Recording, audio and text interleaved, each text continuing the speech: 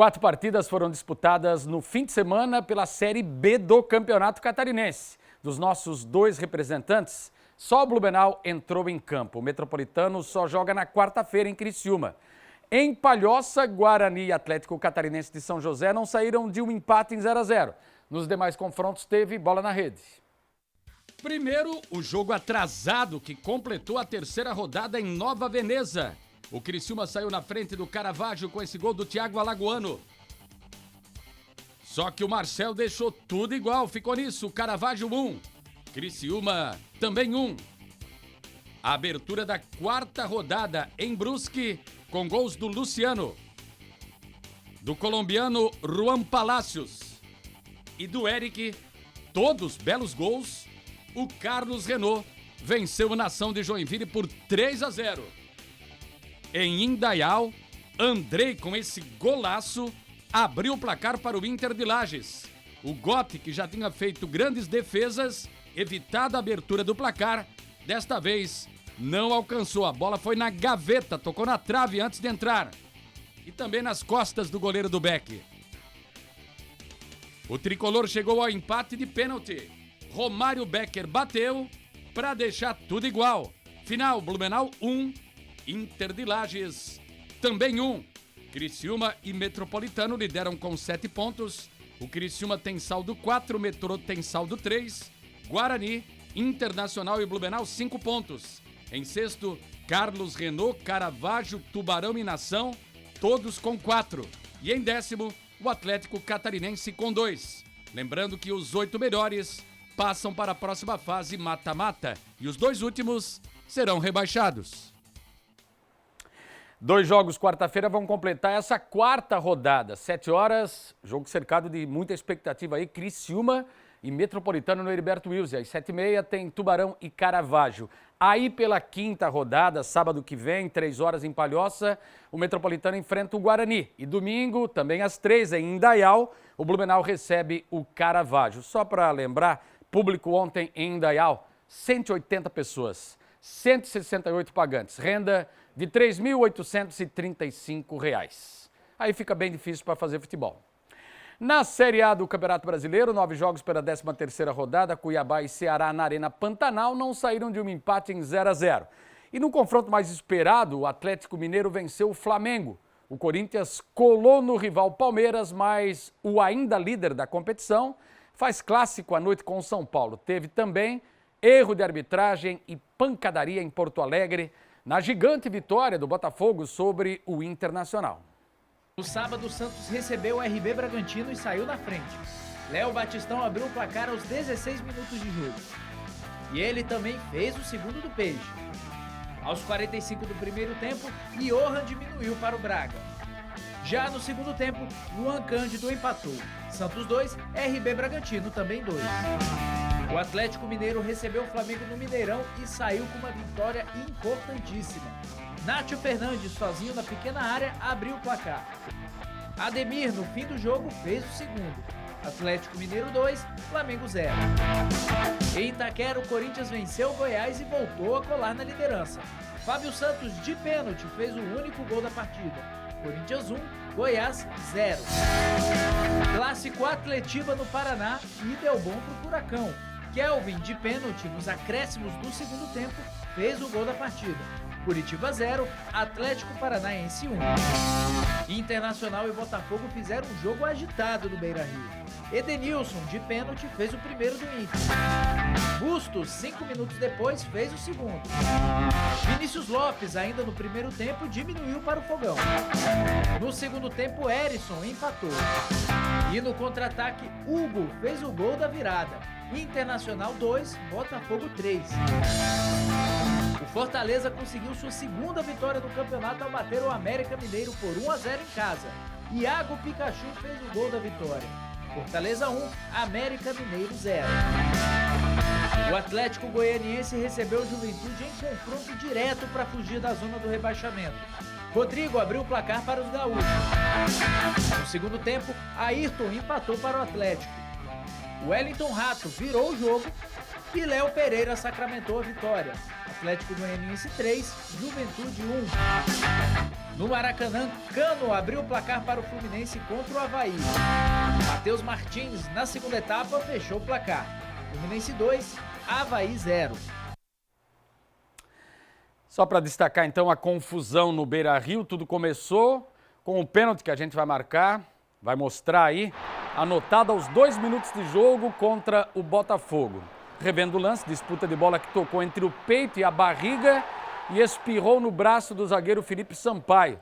Jogadores do Inter, é claro, pediram pênalti, pressionaram o árbitro Sávio Pereira Sampaio da FIFA, do Distrito Federal, que foi consultar o VAR, e o responsável era o Rafael Trace, que entendeu que foi pênalti. Também foi recomendada a expulsão do zagueiro do Botafogo. O técnico Luiz Castro reclamou e também levou cartão vermelho, e 6 minutos depois o Edenilson bateu, converteu.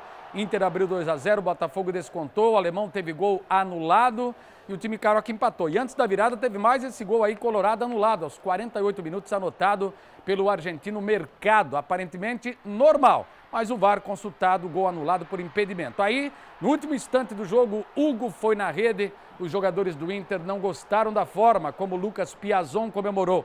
Começou a confusão, empurra, empurra e pancadaria entre os jogadores. No resumo, você vai ver, olha o pessoal aí trocando gentilezas, o zagueiro argentino Mercado foi o único expulso, ele já tinha recebido cartão amarelo. Resta saber se agora teremos algum tipo de punição para algum jogador, dirigente, integrante de comissão técnica. Hoje, 8 horas da noite, tem São Paulo e Palmeiras, confirmando aí para definitivamente fechar essa rodada. No momento, a classificação é essa, vamos dar uma olhada? Para você ver que o Palmeiras tem a mesma pontuação do Corinthians, 25 pontos, mas o Palmeiras, se vencer hoje o clássico, vai a 28, só que é clássico, São Paulo está lá, é o nono colocado com 18, pode superar, pode colar ali o Internacional. Palmeiras e Corinthians então 25, Atlético, bela campanha com o Filipão, 21 pontos ao lado do Atlético Mineiro e do Internacional.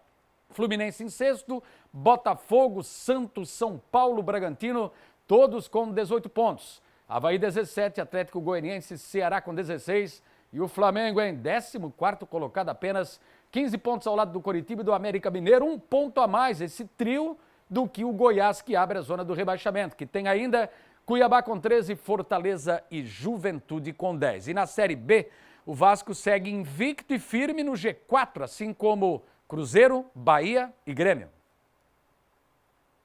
O primeiro catarinense a entrar em campo foi a Chapecoense, que venceu o Bahia dentro da Arena Fonte Nova em Salvador por 1-0. Na sexta, teve o confronto entre dois times de Santa Catarina e o Brusque, com esse gol do Crislan, bateu o Criciúma dentro do Heriberto Mills por 1-0. O Cruzeiro líder já tinha vencido a Ponte Preta no Mineirão por 2-0. O Grêmio, no sábado de manhã, bateu em Porto Alegre, na Arena, o Sampaio Correia, 2-0. 2 gols do Diego Souza. Agora, ele é o artilheiro isolado da Série B com 7 gols. E o Vasco, no sábado à tarde, com esse gol do Raniel, venceu o Londrina no Paraná por 1-0. Cruzeiro líder, 31 pontos. Vasco em segundo, 27. Em terceiro, Bahia, 25. Em quarto, Grêmio, 21. Em quinto, Sport, 20 pontos. Sport que empatou o clássico com o Náutico em 1-1 e por isso não tomou o lugar do Grêmio. Em sexto, Tombense, 19. Sétimo lugar para Brusque, Operário e Criciúma, todos com 16 pontos. Décima posição, Sampaio Correia, Londrina, CRB e Chapecoense com 15. A Chape tem um jogo por fazer ainda contra o Londrina. Em 14º lugar, Ituano, Novo Horizontino e CSA com 14. E a zona do rebaixamento com Náutico e Guarani, 13 pontos, Ponte Preta com 12 e o Vila Nova com 11. Só confirmar então a participação aí, terça-feira, 7 da noite, na próxima rodada, a Chapecoense recebe o CRB, amanhã, portanto. Quinta-feira, o Grêmio encara o CSA lá em Alagoas. Na sexta-feira, o Vasco recebe em São Januário o Operário de Ponta Grossa. Sábado, no Heriberto Wilson, tem Criciúma e Vila Nova. Ainda no sábado, tem Bahia e Novo Horizontino. O Brusque encara o Sport lá em Recife. Ituano e Cruzeiro adiado. O Cruzeiro não vai jogar no fim de semana, porque entra em campo quinta-feira pela Copa do Brasil contra o Fluminense. Aliás, semana com jogos de ida das oitavas de final da Copa do Brasil. 11ª rodada da Série C, o Figueirense foi até Manaus e empatou o seu jogo na Arena da Amazônia. Na Arena da Amazônia, o Manaus largou na frente com o Guilherme Pira, que aproveitou o cruzamento. O Figueirense conseguiu o empate após jogada ensaiada. A bola sobrou para Léo Arthur marcar. Fim de papo, Manaus 1, Figueirense 1. No momento, o Alvinegro é o quinto colocado com 18 pontos. No momento está no bloco de classificação, avançam 8. Segunda-feira o Figueirense recebe o Remo no Scarpelli. E para fechar, tem a Série D também, temos 3 representantes, 10ª rodada. Teve confronto estadual pelo Grupo 8. Em Jaraguá do Sul, o Juventus venceu por 1-0 Marcílio Dias. Fabinho aproveitou o cruzamento e fez o gol da vitória para o moleque travesso. Com o resultado, o Juventus deixou a lanterna da competição e o Marinheiro agora é o 6º colocado. Daqui a pouco, 3 horas da tarde, no Estádio da Montanha, em Nova Veneza, o Próspera, que não pode jogar em Criciúma, no seu estado, enfrenta o Azures. O time do Paraná lidera, junto com o Cascavel, 18 pontos, Caxias e Aimoré, 17. Os 4 que passam para a próxima fase. Mas ainda na briga, um pouco mais difícil, São Luís em quinto com 13, Marcílio Dias em sexto com 11, Juventus 7 e o Próspera com 5 pontos. Depois de hoje, vão faltar ainda 4 rodadas. Série D que é complicada, viu, Rodrigo? Encardida, o Metropolitano disputou por muito tempo aí, bateu na trave lá em 2013 em Caxias do Sul e depois não se acertou mais. É difícil, depende da competição, é complicado. Quem sabe ano que vem de volta algum time blumenauense, pouca gente lá no campo do 15, né, Emerson? É difícil assim, né? Mas se a gente avaliar, mas se a gente avaliar em 2018, quando estava jogando aqui e quando tinha Blumenau e Metropolitano, clássico em campo no SESI, a média do Blumenau, por exemplo, era a mesma. Parecida. Aí também não adianta, né? Pode jogar na China que vai dar a mesma coisa, não né? adianta brigar tanto pelo SESI, pelo futebol, pela municipalização, enfim. Tem que jogar em casa, com certeza. Tem que ter apoio, Por isso que a municipalização é importante não só para o futebol, para todas as outras modalidades.